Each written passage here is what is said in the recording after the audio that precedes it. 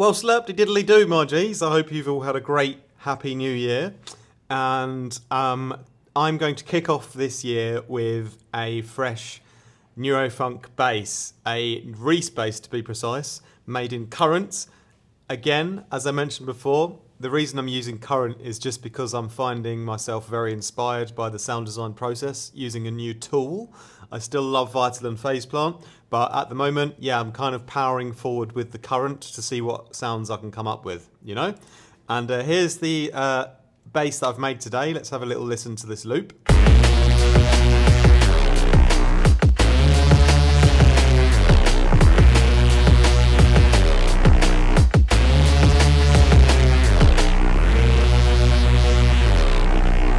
So I really enjoy this one, and I've called it the off-key Reese.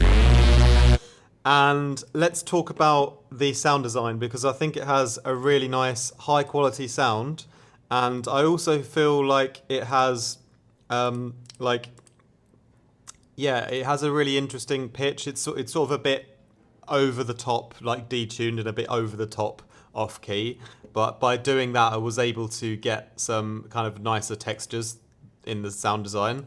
So I was recently struggling to find this this section down here where you can control the mono and the legato and the glide and all of that stuff and the scale. Sometimes it goes away, but when I click on the amplitude envelope twice it comes back again, so that's how I always find it again. But anyway, it's in mono legato. And what I'm going to do is going to turn off all the effects, and I'm going to tell you about all my favourite effects that I've found so far as well in Current, because they make a massive difference. But this is the sound how it starts, and it's basically two saw waves that have like a filtered version to them. So if you go to the oscillator section and that factory analog with the filtered saw, it's really great because by changing the position knob, you can sort of almost low pass the saw wave a bit, so you can get like that low mid-range part of the saw wave, but without all the high end.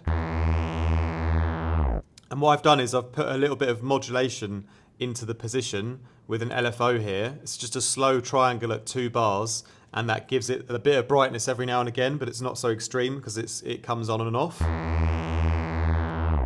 Okay, so they're both the same saw wave, but the positions are slightly different, and the pitch on one has been detuned about -49 on the fine tuning here. But up here they're both at the same octave, and there's a slight also pitch modulation in the pitch mode here called scan, which is really nice. And that's just on one of them, just to create a little bit of extra separation. And I'm just modulating that so it kind of moves the pitch variation around a little bit too. But yeah, that's how it all starts. And then how I got then the next really cool kind of crazy pitch movement into the sound was by using the Granular generator. And I switched on the Granular generator and I went for this setting called Helms Keys, which is in the default library again. And it sounds like this on its own when I just if I just go back here we are. I have trouble closing these browsers sometimes. There we go. Yeah, the problem with some of the Granular samples is they're often like one shots, and if you want like a long sustained bass sound, for example, what I found the best solution is to create a loop. So down here I've selected the loop forward and backwards, and then I can choose a like relatively like normal, a section within the sample where it feels like it would like loop itself like quite smoothly, so just a part in the middle here. And then it just ensures that Granular sample is always going to be, heard if you're doing like longer note progressions, I've toyed around with a few things like the size and the speed, and I've high-passed it a little bit as well over here. But the other main thing that I've really done is used it in an FM way, okay? So over here, I've put the Granular option for oscillator A and B, so both oscillators get the Granular FM coming into them, right? On different amounts, because it kind of had a different effect on each oscillator. But yeah, 5% up here, 21% down there. So just, not too much, but this gives it that grit. And also the pitch of the Helms keys is kind of slightly off to the saw waves, but just by ear, fine-tuning it a little bit, I found a balance where, yeah, it just feels like it kind of, it just has a nice detuned sort of aspect to it, you know? And it's a bit gritty and a bit nasty. Okay, so I've gone down here to, yeah, the chord section. I've flicked on the chord and I've pretty much just left it how it is. I like the exact pitch and tonality of that. Like, I think it sounds really great.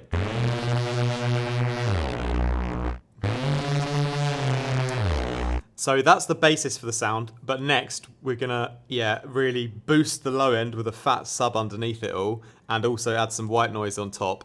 And that's great in this section because the sub sounds excellent. I've got the mono switch on, partials just at 1, and I actually drive the sub a little bit with the drive mode here, and also the knock for a little, like, kind of little pitched, you know, punch at the start. But the drive is quite clean and it works quite well, around 30% or so.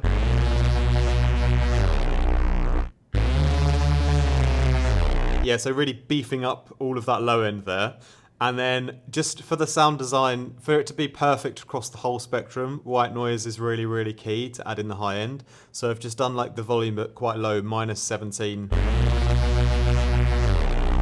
Yeah, it's like really quite low white noise, but when we run it through all the effects, it will help blend everything together across the whole spectrum, including the high end. Will sound like a lot more like natural.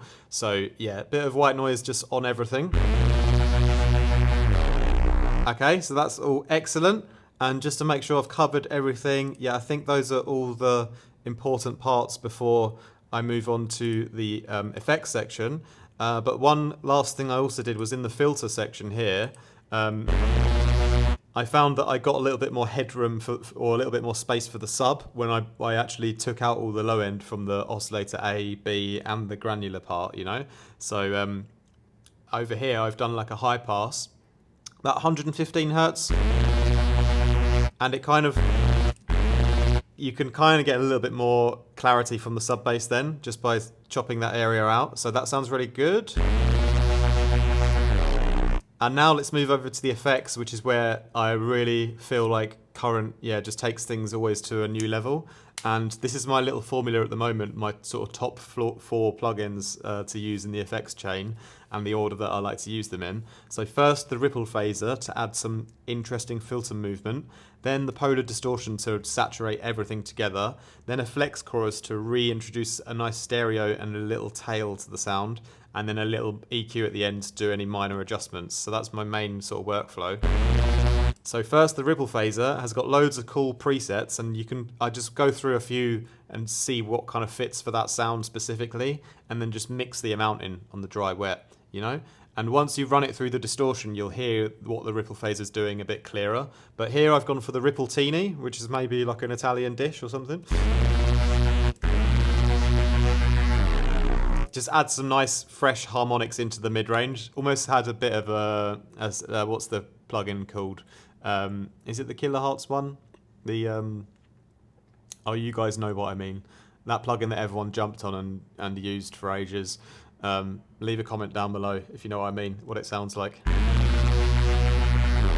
It's on the tip of my tongue. Maybe I'll think of it later. But yeah, not the frequency shifter, but the squelchy one, the squelchy plugin. I can't remember what it's called.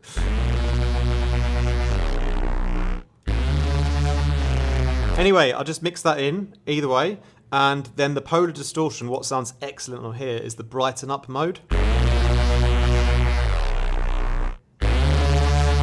So it's on the subtle warmth and then brighten up, and that works really well across the board on many of the sounds that I've created. It's like, yeah, really good, clean saturation, brightness, quite powerful, but doesn't destroy the sound and adds a lot of energy in the high end.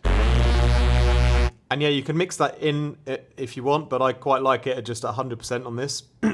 Then the flex chorus, this is really, really great because I found a setting that works really, really well as well across the board.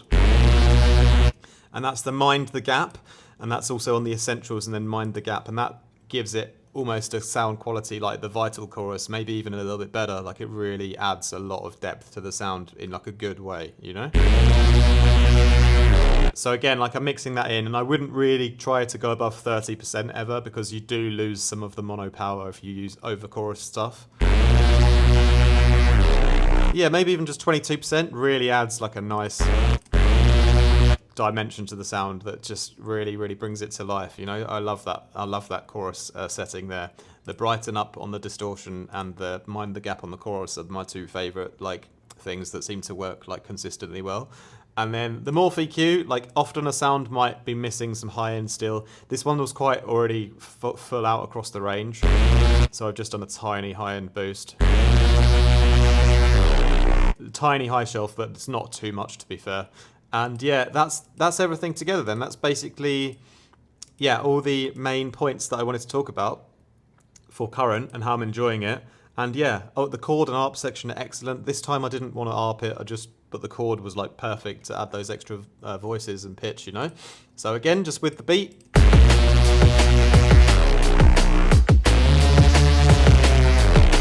So what this patch has is really interesting timbre because of the kind of overly detuned aspects to it, where it sort of goes like really off key, but it creates these sort of new like tones and textures. And what I would do realistically is I wouldn't like make the whole track just this one bass line as I've got here. I would like play out a bass melody like this, and then I would pick my favorite parts and reuse those, because it would, even though it sounds great, for me it's still a bit too repetitive and boring just to have like one Reese bass and nothing else. So in this session I'm basically like doing a fun bit of sound design, and if I was to do it in a track I would like pick out the parts that I like. For example, like the way that it glides down and pitches down, like the way that the timbre kind of expresses itself in that part, I really like. So I would maybe like just use that bit for an example in a part of the track.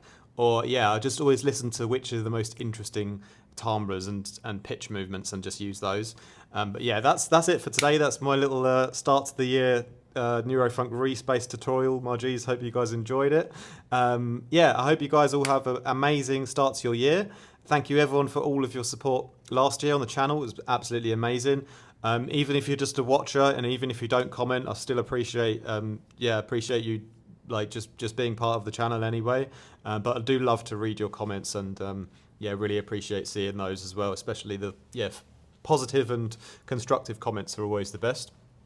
And yeah, if you guys want to take things further with me this year as well, I've got mixing and mastering services available. If you want that extra bit of quality, sound quality on your own releases, just email me at info@artifactmusic.com for a quote. And if you want to take your production to the next level and you want some one-on-one mentorship, I am also doing that the rest of this year. You can check my calendar, the links are down below. Book yourself in. Time zone syncs up to your time zone, so no matter where in the world we are, we'll make it work. And yeah, preset packs I've got as well. I'm building this one for current, but it's going to take a while till that's done still, at least a couple of weeks I would say, because I want to make sure it's really, really perfect. But I've got loads of phase plant presets, loads of vital presets all on my website. And yeah, finally, last but not least, if you want to support me on Patreon, you can donate a few dollars per month just to say thanks if you appreciate the content. Or if you want to like really, really step into the inner circle, come and join my Discord or on the Discord Dynasties tier, which is about €10 per month. I don't know what that is in your currency, but that's what it is in mine. That's quite cheap, to be fair, because you get access to our daily server, which is where we run everything from there, like stuff about the label, stuff about feedback streams, just generally talking and motivating each other as well. So that's really the heart of where everything is, you know. So yeah, feel free to come and join me on there. If not though, my G's, super appreciate you watching this video all the way to the end. Thank you so much. Have an amazing start to your year. More from me very soon. Much love.